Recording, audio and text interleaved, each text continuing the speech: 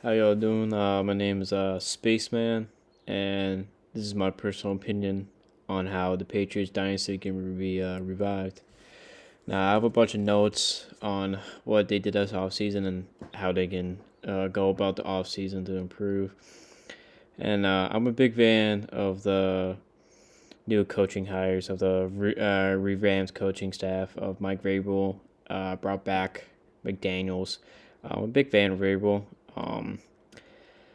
I don't really support the firing of Mayo after only 1 year. I mean, I know he was not qualified, but didn't really give him the greatest shot to succeed, did they? Well, Vrabel was like an amazing resume with the Titans, and obviously former Patriot legend as a play for the linebacker. McDaniel's. Uh, I do disagree with the hiring McDaniel's. I did like Alex Van Pelt. I think he did a good job with the development of Drake May, and I think he was a pretty decent play caller too. Is just we didn't have the talent or the weapons to make anything happen, and it was all Drake May basically. But I don't think that's Van Pelt's fault. Um, Although McDaniel's is not a bad offensive coordinator by all means. I believe he when he did work with the Patriots that he made a bad situation the best when we had Cam Newton, our quarterback. He revamped a new offense around him, and we still went 9-7 with a mediocre team. So I think he did a good job with that. The new coaching staff that I'm most excited about, and I thought was the best move, was firing DC Demarcus Covington and hiring Terrell Williams. Now the thing with Vrabel, he basically hired a whole new coaching staff, which guys he worked with before, and I support that. He's a new head coaching job. I believe he got put on a 2-year contract, so you might as well do it his way. With Covington, I believe he was not great. Uh, we went from a top 10, possibly arguably top 5 defense to one of the worst defenses in the league. As soon as Covington was named DC, it's with the same guys. So I believe he wasn't that good of a DC. I believe he misassigned players. Uh, his play calling was mediocre at best, and I believe he didn't play some of the talent we had earlier in the season. A couple examples of that is Farms Jr., the defensive tackle that we have, late round pick, underrated guy. Uh, I believe he could be a pretty good player for us in the next couple of years. He made a decent amount of plays this year. He didn't really play that much in the beginning and kind of broke out later in the season. A couple corners like in Dial and Alex Austin. Um, I believe they're again very underrated guys. They both have good speed, both intangibles. They're both pretty decent in coverage. I think they definitely deserve more playing time, especially if we don't pick up another DB in the offseason, whether that's through the draft or free agency. But I honestly believe that corners and quarterback is the only position in which we're set in. I think obviously Drake May, obviously amazing young talent. He's going to be the next quarterback for the next at least 10 years, I believe. But we got Dio Gonzo, Alex Austin, and I believe are three really good players that could play corner and maybe pick up one more. I know we had Jonathan Jones and Marcus Jones, but I have a hot take that Marcus Jones is not that good at the corner position, at least. Another thing that Van Pelt didn't do though that I don't agree with was that he didn't use Marcus Jones as an offensive weapon. Obviously, we've seen him at times going to this playing Iron Man football, playing both sides of the ball with RPOs, bubble screens, and obviously he's an amazing return man and special teams player. But I think he is a liability on defense, and obviously with his intangibles and skill set, he should be a slot corner, which that he played the past season. But he, if you just watch the games, man, he lets up 8 catches a game. He's just not that good in coverage. He's okay at tackling, but it's not the greatest. I believe that we should definitely 100% keep Marcus Jones as a special teamer and maybe as a package player. But I don't believe he should be a full-time starter anymore at the slot corner position.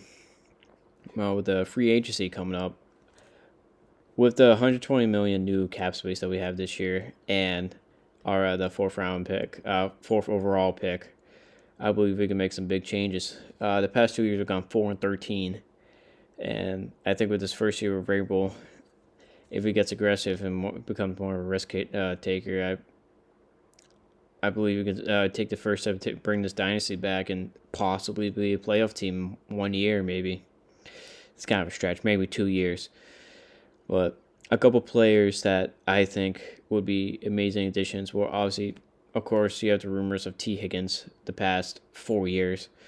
I believe we're still not going to get him because of how expensive he's going to be. He's going to be 30 plus to at least 25 mil a year, and I don't think he's worth that. I mean, he is a good receiver. I think he has the ability to be a receiver one, even though he's been behind Jamal Chase. He would be a great addition for us and give us a true wideout threat. But I don't see him come to New England and getting paid that much money. Another receiver I think we could actually pick up and realistically get is Cooper Kupp. Obviously, we know that the Rams told Cooper Kupp that they're basically trading him. He has no other option, or just let him walk. I know when Cooper Kupp won Offensive Player of the Year in the past couple years, he's still been a very good player, but he just hasn't been up at that elite level yet with the production of Puka Nacua near him. But I believe he's still a elite receiver, or I say, in my opinion, a top 20 receiver, 25 receiver in the league. I know that could be a hot take as well, but I believe he's even better than that.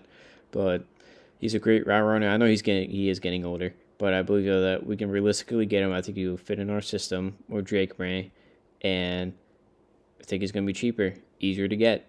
And if we trade him, it would probably be well, we've had some bad trades in the past, so I can't really say what it'd be worth and what we would trade him for. But I believe Cooper Kupp would be a better option for the receiver position. And a couple for other free agents that two big names that like I would believe would be an amazing fit for us is Byron Murphy and Nick Bolton.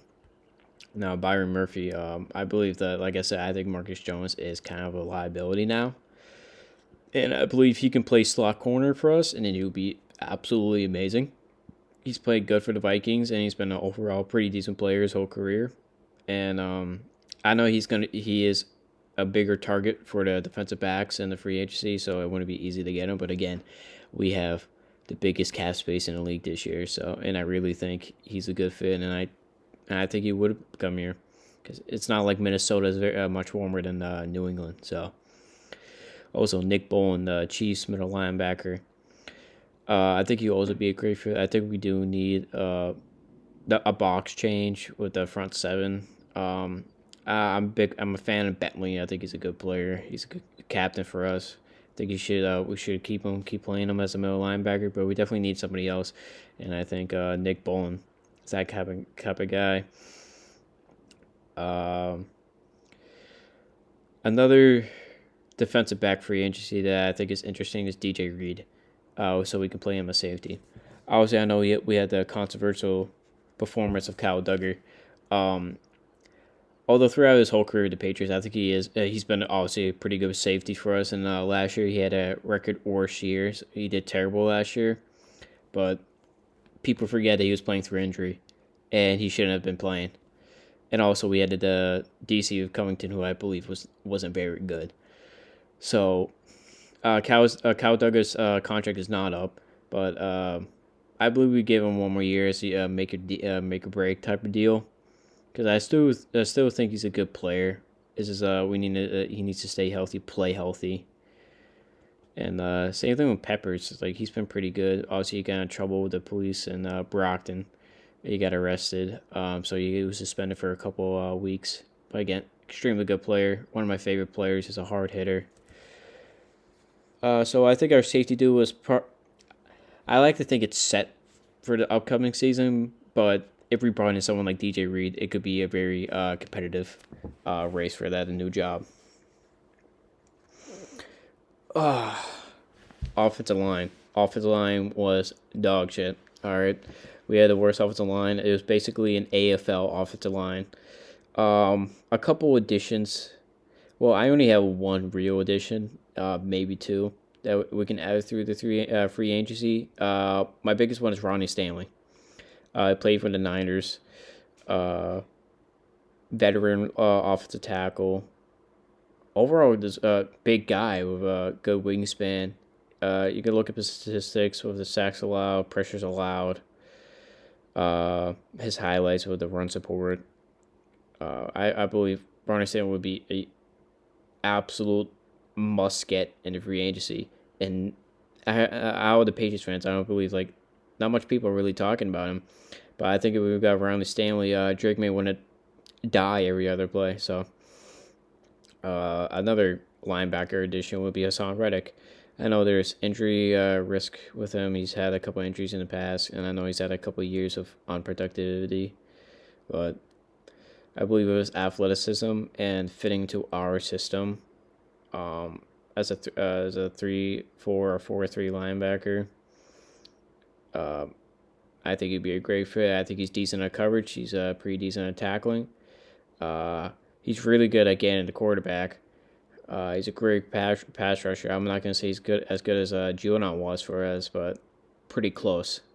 And we need somebody to rush the passer a little bit better. Obviously, Dietrich Weiss is getting older. You got Keon White, who was supposed to replace Judon as the leading pass rusher, but he didn't do that great. But he didn't do bad.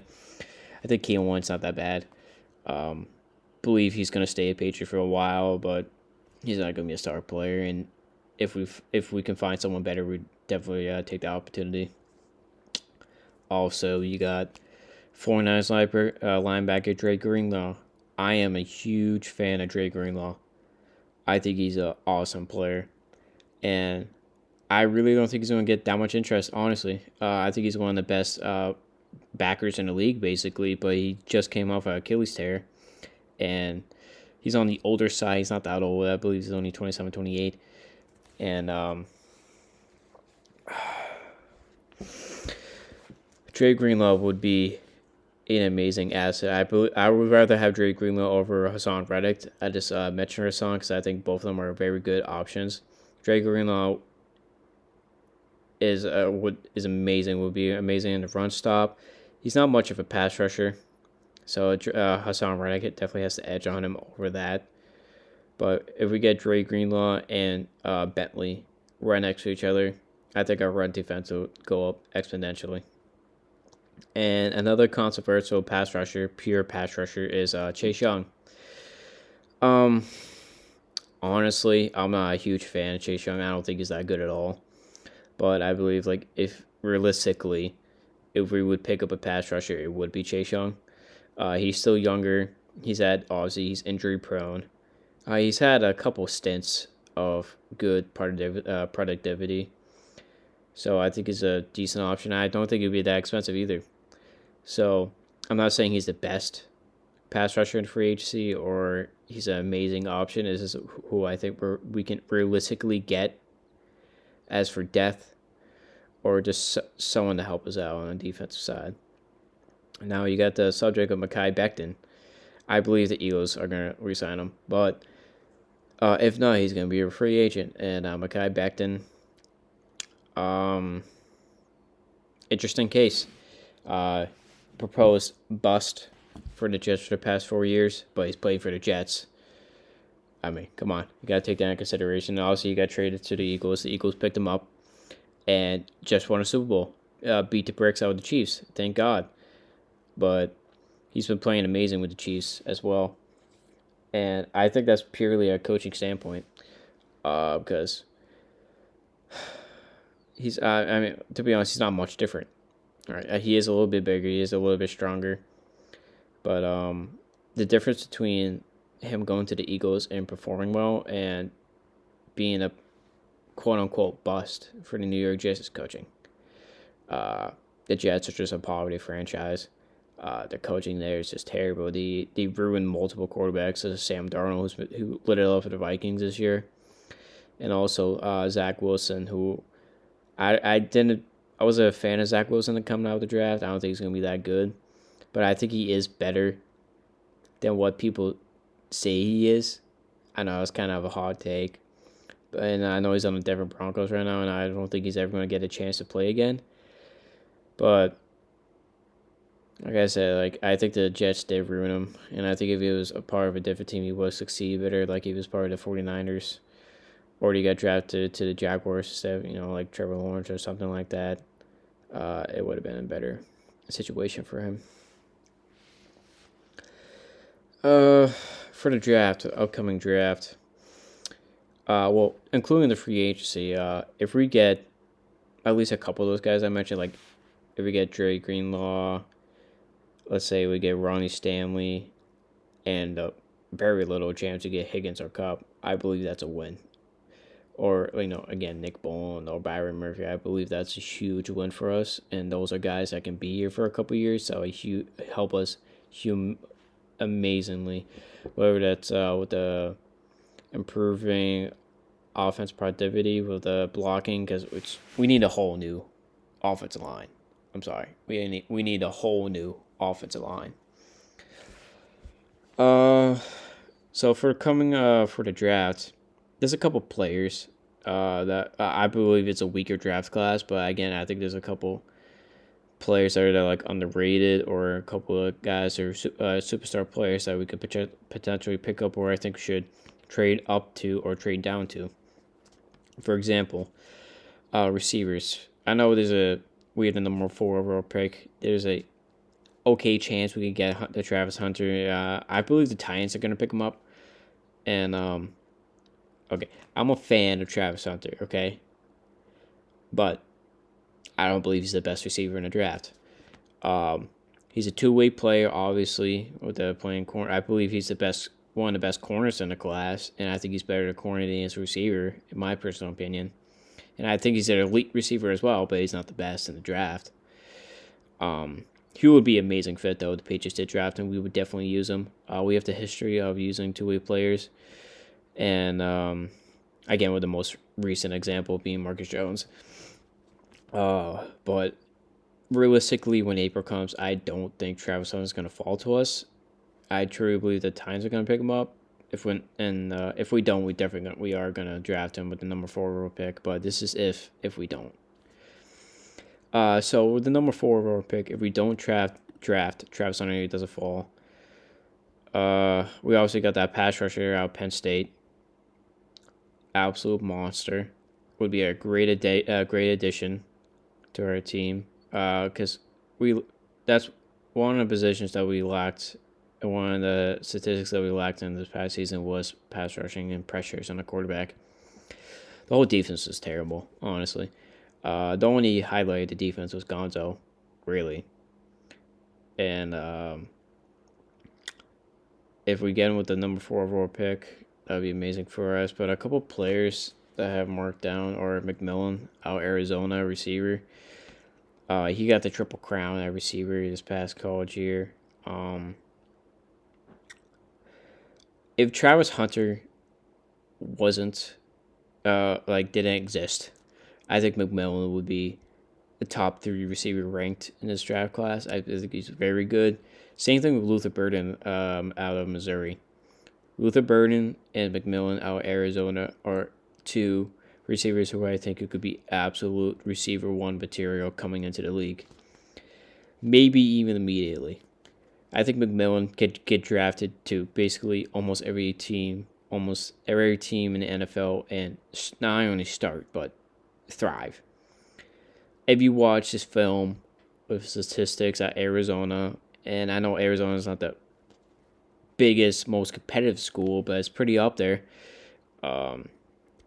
you would see what I'm talking about. Same thing with Luther Burden. He's been a star receiver at Missouri for a long time. He's going to be a first-round pick guarantee, so we'll have to trade up for him. And with McMillan, I believe that he is going to be drafted a little early. He's going to be in the mid to late first round, but there's also reports saying he's going to go in the 3rd round. So I believe if he's available round 2, we should definitely pick him up immediately. Another receiver out of Texas, Isaiah Bond. Isaiah Bond is a beast. Same thing with Jimmy Horn Jr. out of Colorado. I know, for example, Jimmy Horn, he's not as well known, I guess you could say, because Travis Hunter's on the team. But Jimmy Horn, who I honestly think is also a better receiver than Travis Hunter. Jimmy Horn is a beast. He's an amazing deep threat. Shador would throw bombs to him like 3 times a game. And Isaiah Bond, same thing. I think Isaiah Bond is a very good balanced receiver, and I think that's the type of receiver the Patriots usually have in our history, and it'd be a great fit. Obviously, I think he's a different spectrum from what Xavier Worthy was when the Chiefs drafted him out of Texas. I think he's a better route runner, Isaiah. Obviously not as fast, but it's still extremely fast. So I believe McMillan, Luther Burden, Isaiah Ball, and Jimmy Horn Jr. are the top receivers out of the draft that can make an immediate impact and possibly be receiver 1. Now, for the offensive line, I only have 2 guys who I think are later picks who I think we can realistically pick up and who could play for us. First is Josh Cordy Jr. out of Oregon, tackle, and Logan Brown out of Kansas. Now, both these guys, who I think are underrated, both mid-round guys, late-round guys. I think Josh Cordy Jr. I want to say he's underrated, but he's not overrated. I think he is projected to where he's exactly about to be, and I believe he's going to be picked around the 3rd or 4th round. He has great athleticism. Obviously, if you compare the scouting report to Mekhi Beckham and Josh Cordy Jr., it was basically the same thing. But his wingspan, he has good hand size. Just overall good pass protector. He's good in the run blocking with his size. He has good speed, so he can pull, and he's a great lead blocker. So I think he could be a plug-in type of guy because anyone could plug in for our offensive line. But I believe Josh Cordy would fall down to what we have in our draft pick order. And same thing with Logan Brown. So Logan Brown, he plays for Kansas. Obviously, Kansas, you could say, is an O-line school. I mean, they have a lot of O-linemen in the league who became great players coming out of Kansas. Kind of the same thing with tight ends out of Iowa. Tight end school, really. Again, Logan Brown, he's not as athletic as Josh Cordy Jr., but I think he's very similar to David Andrews, in my personal opinion. He was a captain, good run blocker, good pass blocker. He has decent intangibles, not bad. And he also has decent size, and I think he can. He didn't play center in college, but I think he could switch over to the center position. I believe he's around 6'4", so he kind of be a big center. So I think even if we stick him a guard or put him at tackle, he'd do a good job.